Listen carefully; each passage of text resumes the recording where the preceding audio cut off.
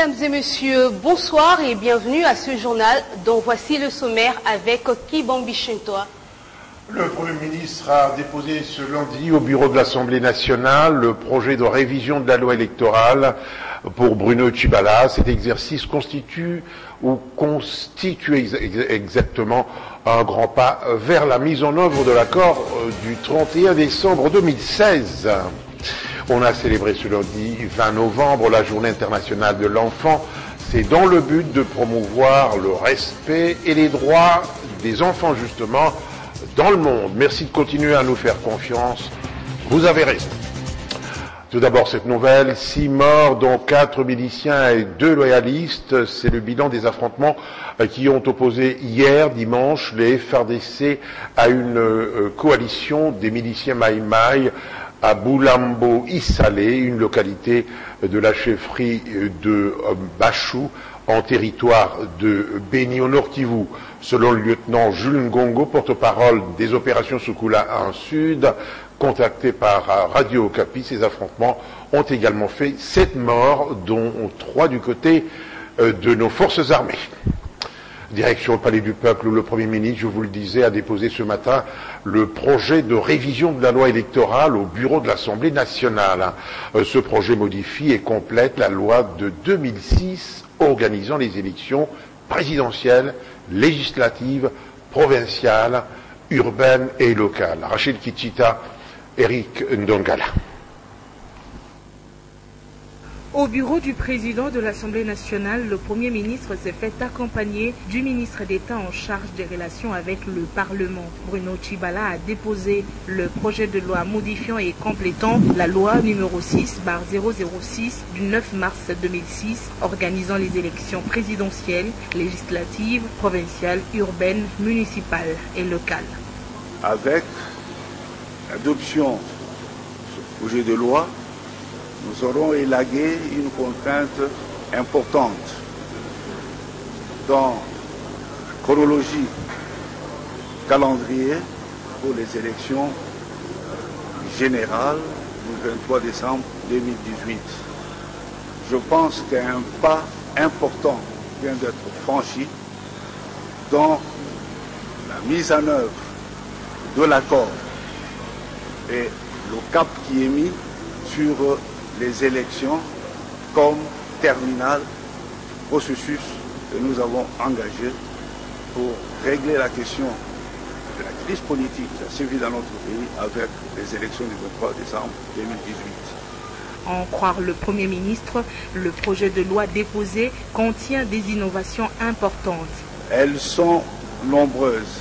Il serait fastidieux de les énumérer ici, mais ce qu'on doit retenir, c'est que nous avons, avec ce nouveau projet de loi, essayé de rationaliser notre système électoral de sorte que, avec les élections du 23 décembre 2018, que les choses se passent avec la rationalité la plus grande et dans la transparence la plus plausible.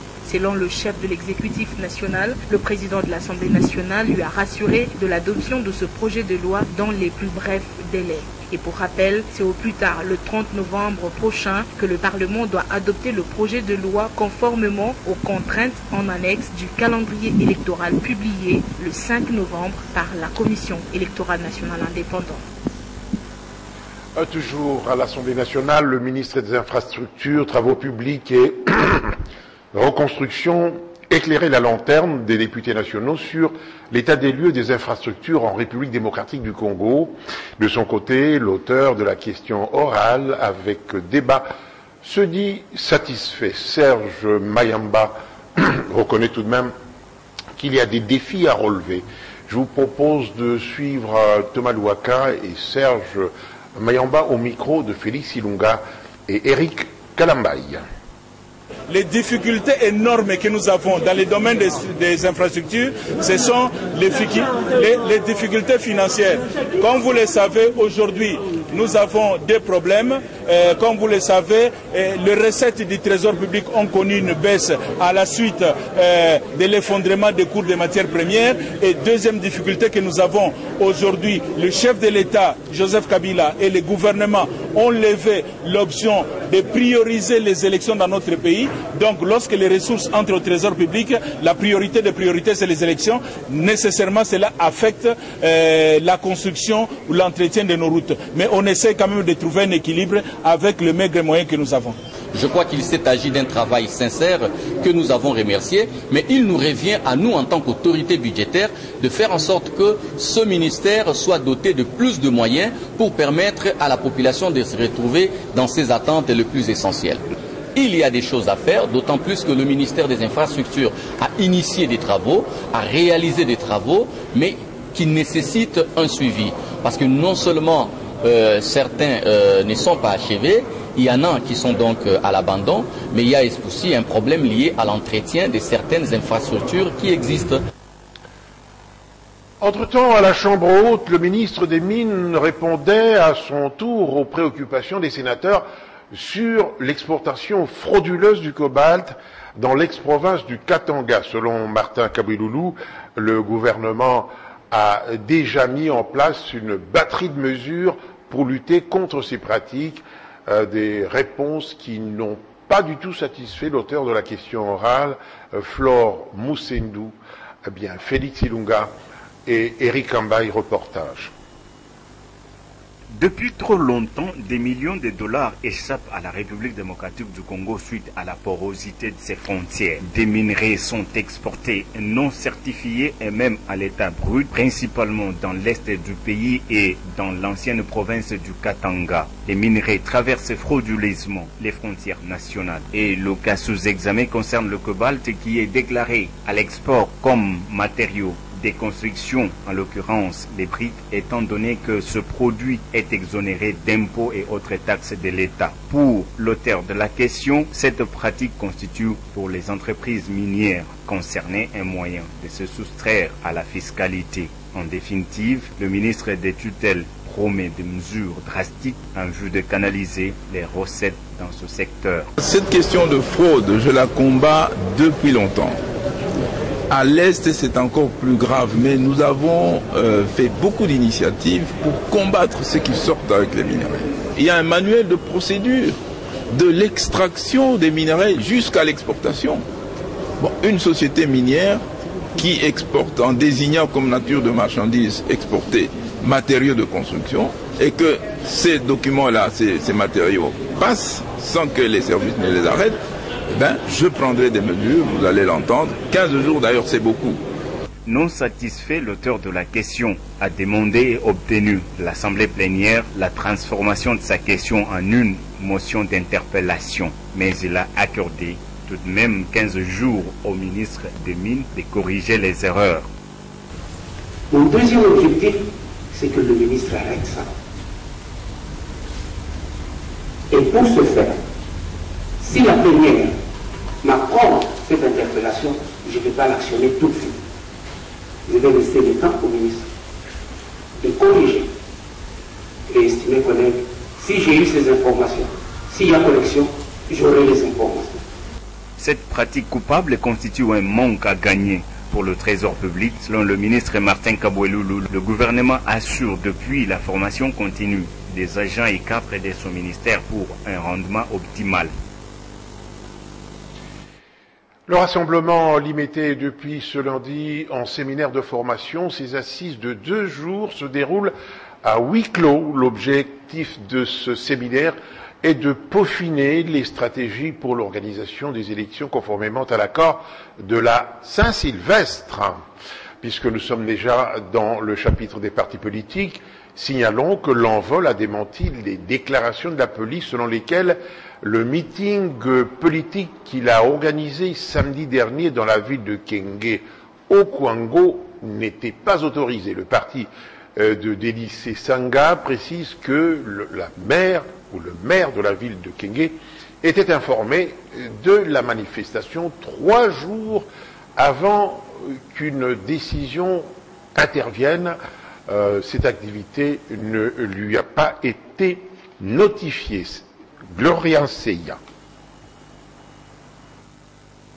C'est à l'occasion de l'installation officielle du nouveau siège du parti Envol à Kenge que la police serait intervenue pour disperser le militant et membre de l'Envol sur l'ordre du commissaire provincial. Le secrétaire général du parti de Délicé Sanga condamne l'acte qu'il juge d'antidémocratique. Il confirme par ailleurs que son parti avait adressé quelques jours avant la manifestation une lettre aux autorités administratives provinciales les informant de la tenue du meeting de samedi dernier. Ils sont tellement graves que nous devons en parler, en reparler et puis en reparler encore pour que les choses aillent mieux. Nous sommes en démocratie. Si les choses doivent aller ainsi, ça signifie en réalité que nous sommes dans un état de non-droit. Nous y avons envoyé une délégation dès le lundi. La délégation qui avait précédé l'arrivée du président du parti s'est préparée. Tout naturellement, ils ont adressé une lettre aux autorités provinciales pour prévenir qu'il y aurait cette manifestation prévue pour le samedi 18. Freddy Sukusuku invite les autorités congolaises au respect de loi et informe la tenue dans un futur proche d'un meeting toujours dans la ville de Kenge. Demandez aux gens d'en face. Nous ne sommes pas des ennemis. Même si nous sommes des adversaires politiques, nous restons tous des Congolais. Il faudra que les gens qui ont en charge la gestion de l'État puissent penser à mettre en application, à respecter, à faire respecter les lois de ce pays, de cette République. Et nous pensons même rentrer à la charge pour tenir notre meeting à Kenge. À l'issue de l'incident, le parti déclare avoir enregistré 6 blessés, dont 4 graves, sans compter une saisie de matériel dont la nature n'est pas précisée. Pour la police, cette manifestation n'avait pas obtenu l'autorisation de la mairie de Kenge et d'y avoir dispersé la foule à l'aide des gaz lacrymogènes après avoir essuyé des jets de pierre des militants de l'Envol. Gloria Seya, avec vous, nous allons parler de la célébration de la Journée internationale des droits de l'enfant, de l'élection des cadres scientifiques de l'Université de Kinshasa et de la victoire du tout-puissant Mazembe en finale allée de la Coupe de la CAF. Oui, Kibambi, on a célébré aujourd'hui la Journée internationale des droits de l'enfant. C'est pour promouvoir le respect des droits de ce tout petit. En marge de cette célébration, le ministre de l'enseignement primaire et secondaire a reçu en son cabinet de travail Abigail Mwabe, enfant reporter, membre d'une structure qui milite pour les droits en question. Anita Kongoudia et Doudou Kasouba. Après son passage le week-end dernier au siège du réseau des journalistes amis des enfants, Abigail Mwabe, 15 ans, élève en 5e littéraire au collège Samuel Lévy, a passé toute sa journée aux côtés du ministre de l'enseignement primaire, secondaire et professionnel afin de l'assister dans ses tâches ministérielles. Vu qu'aujourd'hui c'est la journée mondiale de l'enfant, il fallait que je passe ma matinée avec le ministre de l'EPSP. Donc je devais l'assister et voir comment il travaille et passer ses journées. Il a une journée assez chargée parce que j'ai passé ma matinée à recevoir et je l'ai vu traiter les dossiers. Après sa journée au cabinet du ministre, elle encourage sa génération à rêver grand. C'est intéressant d'être ministre. Après avoir passé cette journée, ça donne vraiment envie d'étudier. Donc je les encouragerai à étudier, à faire pour devenir grand, réaliser leurs rêves et devenir des hautes personnalités dans la vie. À travers Abigail, le ministre de l'enseignement primaire, secondaire et professionnel encourage tous les enfants à étudier, car selon lui, le développement d'un pays passe par l'éducation. Merci à notre jeune fille, merci à tous les enfants. Comme elle-même l'a dit, il faut travailler durement, déjà au niveau de l'école, pour être à même d'assumer des responsabilités futures. Juste après, le ministre de l'enseignement primaire et secondaire a échangé avec les responsables de la mutuelle de santé des enseignants et élèves des écoles privées agréées, Gaston Moussemena voulait se rendre compte de l'évolution de ces structures qui s'occupent de soins de santé des enseignants. Anita Kongoudia et Doudou Kassouba.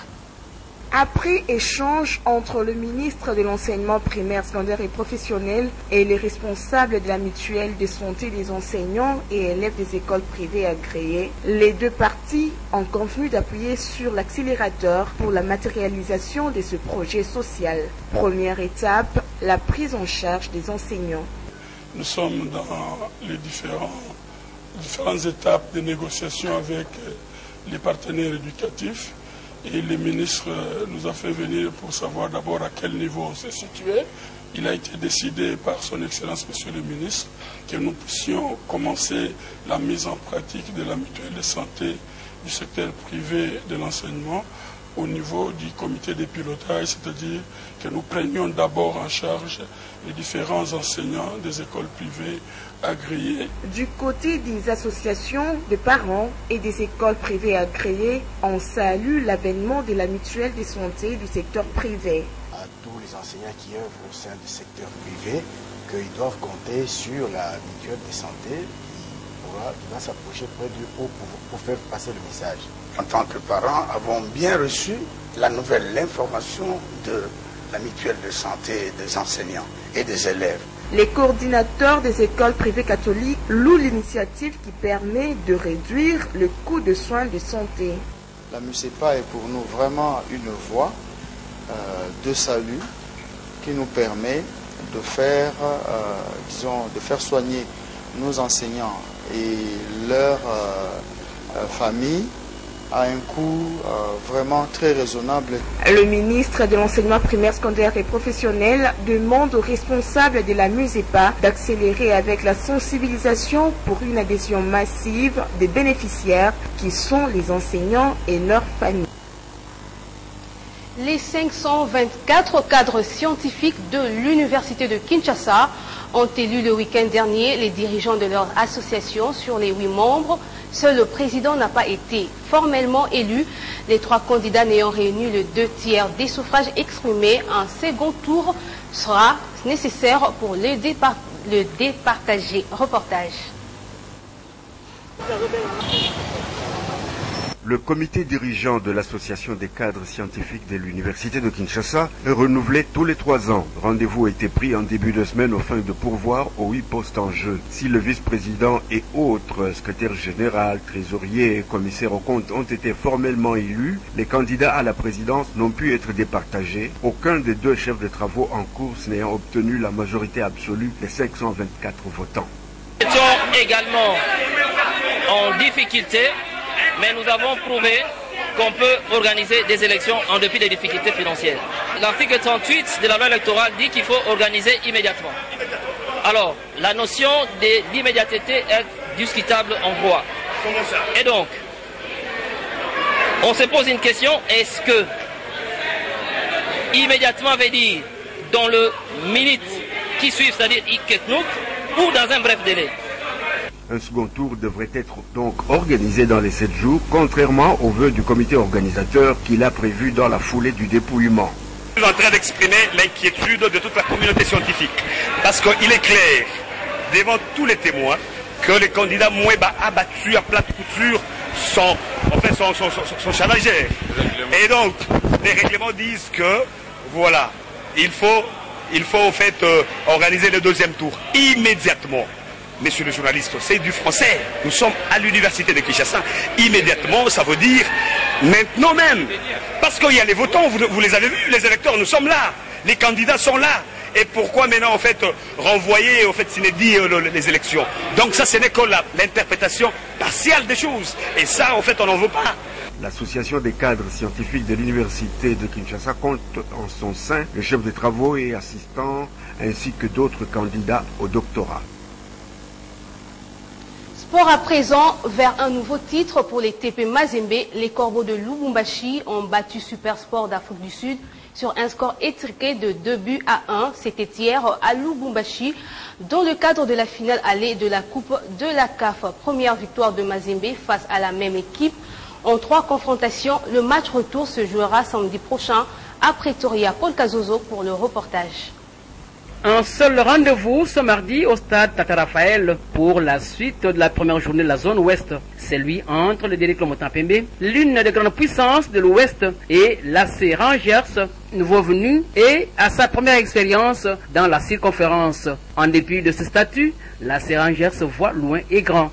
Pour notre première sortie, demain pour nous, avec mes joueurs, nous avons décidé seulement de gagner cette match-là. Première question.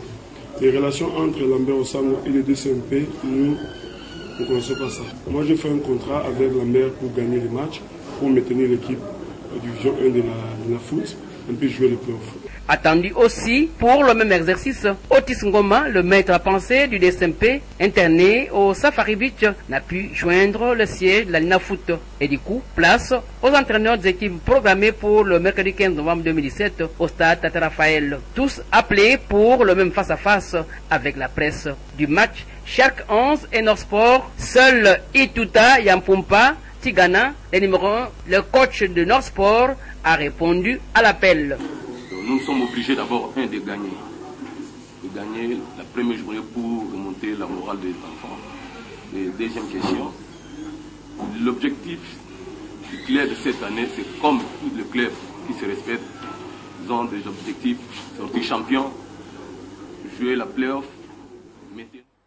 Vous avez bien remarqué qu'il ne s'agissait pas du tout du match du tout-puissant Mazembe à Lubumbashi. Hors de nos frontières, au Kenya, la Cour suprême a rejeté les 2 recours demandant les validations de l'élection présidentielle du 26 octobre, validant de fait la réélection du président sortant, Uhuru Kenyatta, qui sera investi le 28 novembre prochain. Cette annonce a été suivie par des manifestations violentes dans les bastions de l'opposition. 2 personnes ont été tuées à Nairobi. Et puis au Zimbabwe, la situation n'a pas évolué depuis l'adresse à la nation de Robert Mugabe dans son discours. Robert Mugabe a défié les attentes, ou déçu les attentes de certains en s'abstenant de démissionner. Voilà pour ce journal. Nous vous remercions de l'avoir suivi. Merci de visiter notre page Facebook, Numérica TV officielle. Merci de votre attention. Bonne suite des programmes sur nos 2 chaînes, Numérica et Symbéligi. Bonsoir et à demain.